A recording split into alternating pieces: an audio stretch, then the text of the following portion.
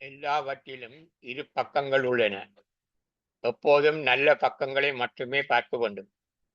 அதுவே நான் சொல்லும் நல்லெண்ணம். மனிதனிடம் கடவுள் எதிர்பார்ப்பது அதுவே.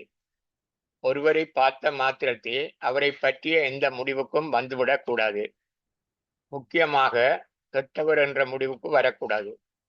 ஒருவரைப் பற்றி முழுதாக நன்கு அறிந்த பின்னரே முடிவை எடுக்க வேண்டும்.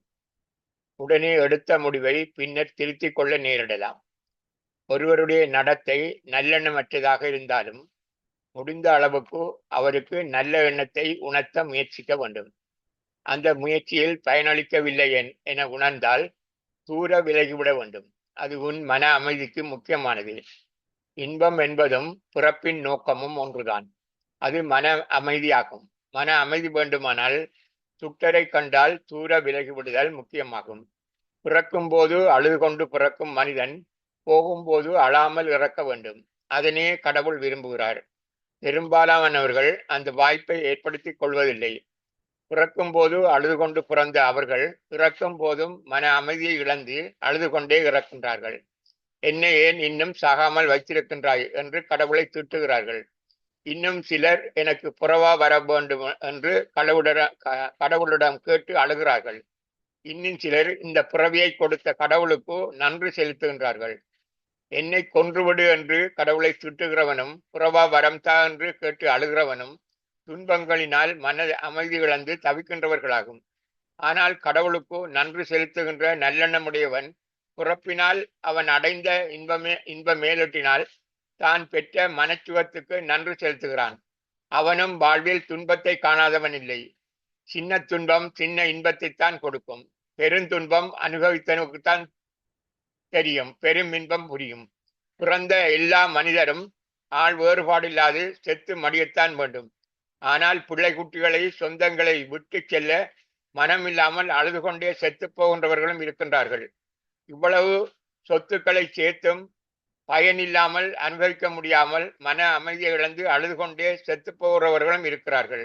வாழ்க்கையில் எவ்வளவோ துன்பங்களை அனுபவிக்க நேரிட்ட போதும் தனக்கு தேவையான சந்தர்ப்பங்களில் கை கொடுத்து உதவிய நல்லெண்ணம் என்னும் கடவுளுக்கு நன்றி செலுத்தி கொண்டு மன திருப்தியுடன் செத்து போகின்றவர்களும் இருக்கிறார்கள்.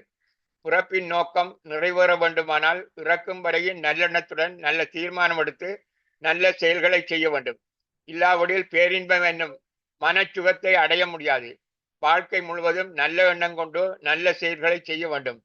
துன்பம் கொடுத்தவனையும் மன்னிப்பதுதான் நல்லெண்ணம். மன்னிப்பளித்தும் திருந்த முடியாதவனிடமிருந்து விலகுவது நல்லெண்ணமேயாகும். அது நண்பனாக இருந்தால் என்ன, சொந்தங்களாக இருந்தால் என்ன, என்னை விட்டு விலகி இருக்க வேண்டும். அவனை விட்டு விலகி இருக்க வேண்டும். உயிருக்கு சமமாக நீர் மதிக்கின்ற பெற்ற பிள்ளையாக இருந்தாலும் என்ன, பிறக்கும் போது அழுது கொண்டே பிறந்த நீர் இறக்கும் போது சிரித்து கொண்டே மனச்சுவத்துடன் இருக்க வேண்டுமானால் இறக்க வேண்டுமானால் உன் உயிரையும் கொடுக்க ஆயத்தமாக இருந்த பிள்ளைகளுக்காக வாழ்ந்த நீர் இறக்கும் போதாவது அவர்கள் உங்களிடமிருந்து விலகி செல்லும் போது உன் மனச்சுகத்துக்காக மனதை கல்லாக்கி கொண்டு பிள்ளைகளிலிருந்து நீராக பிரிந்து செல்ல வேண்டும். இது உன் உயிர் வாழ்வுக்கான சாப்பாட்டையும் உன் உயிரை தக்க வைத்திருக்கும் மருந்து பொருட்களையும் விட முக்கியமானது என முத்தியா முனிவர் சொல்லுவார். மரங்களை பாருங்கள். தான் இன்று பேணி பாதுகாத்து வந்த பக்குவமடைந்த தனக்கும் மற்றவருக்கும் இனிக்கின்ற பழம் தாய் மரத்தை விட்டு விலகிச் செல்லுகிறது. தாய் மரம் அழுகின்றதா? இல்லவே இல்லை. அந்த பழமும் இனி தன்னை போல் ஆகிவிடும் என்று பெருமைப்பட்டுக் கொள்ளும். பிள்ளைகள் மட்டுமல்ல, சொந்தங்களும் நண்பர்களும் மற்றவர்களும் வந்து ஒட்டி கொள்ளுவார்கள். உனக்கு ஒன்றுமாகாத நிலை வந்தால் மரம் பழுத்தால் தேடி வரும் வௌவால், காகம், குருவி, அணில் போல பழம் மோய்ந்தால் விலகி விடுவார்கள்.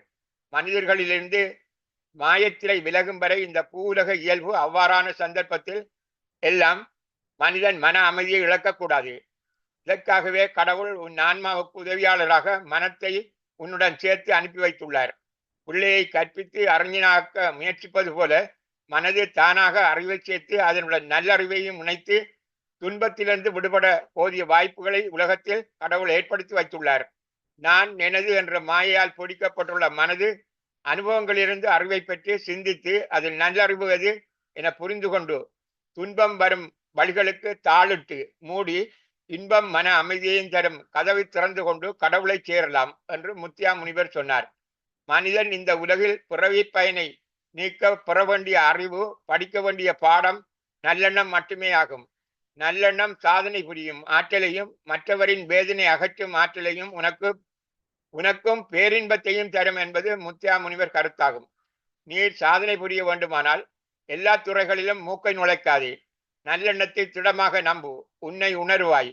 உலகில் கடவுளால் ஏற்படுத்தப்பட்ட வாய்ப்புகளில் உமக்கு பொருத்தமானதை மட்டும் தெரிவு செய்து இடைவிடாது முயற்சித்து சிறப்பு பட்டம் பெறு. ஒரு நல்லாசிரியராக இருந்து கொண்டு நீர் அடைந்த மன அமைதியை, சாதனையை இமயத்தின் உச்சிக்கு ஏறி சாதனை படைத்தவனின் மன மகிழ்ச்சியை விட குறைவானதல்ல என்பது முத்தியா முனிவர் கருத்தாகும்.